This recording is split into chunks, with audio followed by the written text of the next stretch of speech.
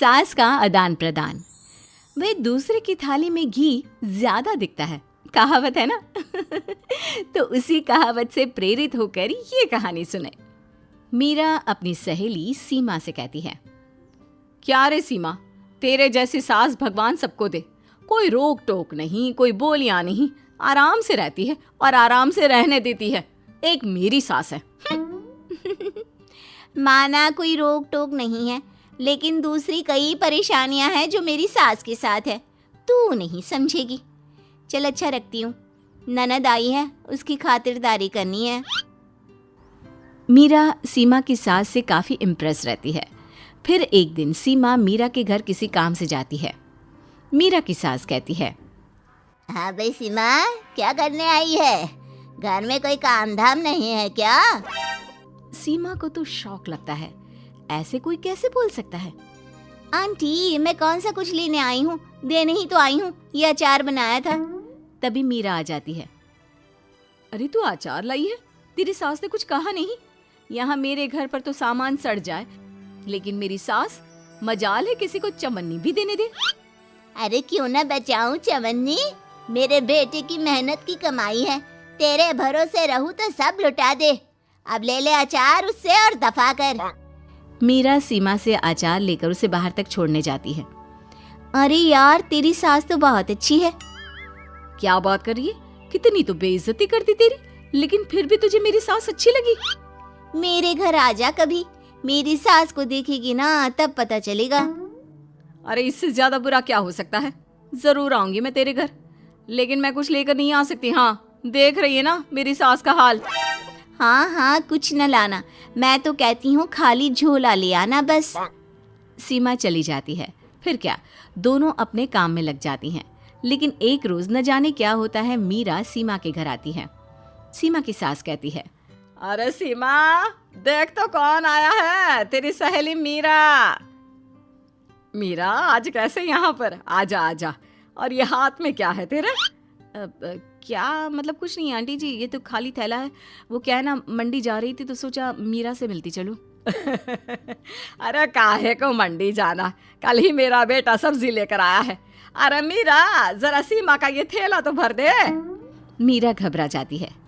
अरे नहीं नहीं माँ जी, बिल्कुल नहीं, मैं कुछ नहीं ले सकती। हम लोग ना अलग सब्जियां खाते हैं।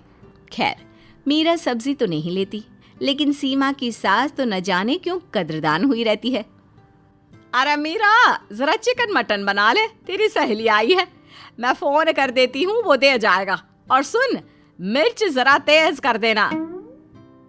लेकिन मीरा तीखा नहीं खाती है माँ जी। अरे खाना चाहिए। अब सीसी करेगी ना तो नाक का सारा कचरा भी निकल जाएगा। हाय रे, कितनी अच्छी है तुम्हारी सास।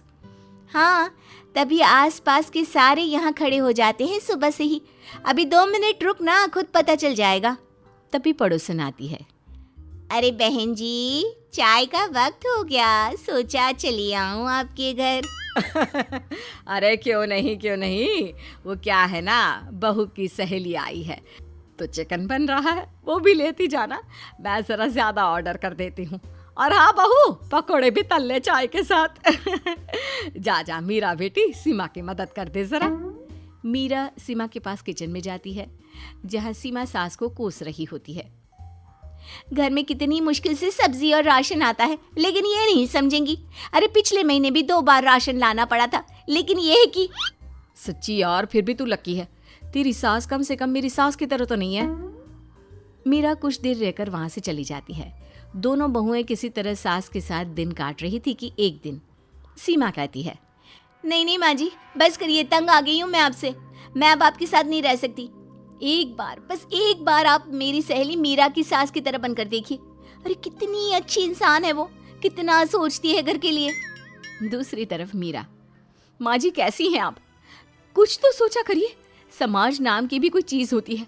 बस एक बार मेरी सहेली सीमा की सास की तरह बनकर देखिए। अरे कैसे जी जाती है जिंदगी, उन्हीं से पता चलेगा। दोनों की सास को आता है गुस्सा। अरे भाई, कोई छोटे बच्चे तो है नहीं जो किसी के साथ तुलना कर दे और वो कुछ ना कहे।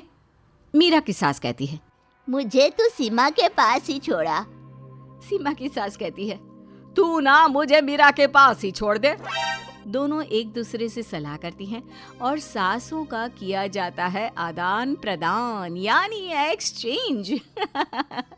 अगली सुबह मीरा की बदली हुई सास। अरे मीरा, मेरी बेटी आ रही है। मीरा को तो आदत थी कि घर का कोई भी आए दमड़ी ना निकले, ना कुछ बनाना ना कोई लेन देन। अच्छा माँ जी ठीक है, कोई बात नहीं। अरे कैसा कोई बात नहीं, अरे लाओ 16 तरह के पकवान और ननद को देने के लिए सीधा निकालो। सीधा समझती हो ना? देना लेन देन? अरे माँ जी कैसी बात कर दी। इस घर में जो कोई कुछ भी ले आए, लेकिन मजाल है घर की चवन्नी भी कहीं चली जाए। अरे ये तो परंपरा ही नहीं है इस घर की। बाकी खाना हो तो रोटी दाल बना देती हूँ। रोटी दाल तो मेरी बेटी दुख में भी नहीं खाती, तो मायके में क्यों खाए। मैं अभी चिकन मटन पनीर और दाल ऑर्डर कर रही हूँ, सब बना देना। लेकिन मेरी तो आदत ही नहीं है इतना सारा खाना बनाने की। नहीं नहीं माँ जी, मुझे तो माफ करें। अरे कैसी बात कर रहे? तेरी सास की बेटी नहीं आती थी क्या? आती थी ना, खूब आती थी, लेकिन मजाले की सास कुछ एक्स्ट्रा कर दे। माँ जी देखिए, मेरी तो ये आदत नहीं है। दूसरी तरफ सीमा। माँ जी, वो मेरे मायके से लोग आ रहे हैं, तो मैं जरा उन लोगों के लिए कुछ बना लेती हूँ। क्यों क्यों बना लेती हो? दाल रोटी बनी है ना, साथ में अचार रख देना। वैसे आ क्यों रहे हैं बेटी के घर? सीमा को तो बहुत बुरा लगता है। कहाँ तो उसकी सास पड़ोसी के कुत्ते को भी घी की रोटी खिलाती है, और कहाँ ये मीरा की सास जो उसके मायके वालों के लिए सूखी रोटी अचार रख देने की बात कर रही है। वो मेरी भाभी आई है ना, नई नई, तो शादी के बाद भाई पहली बार आ रहा है।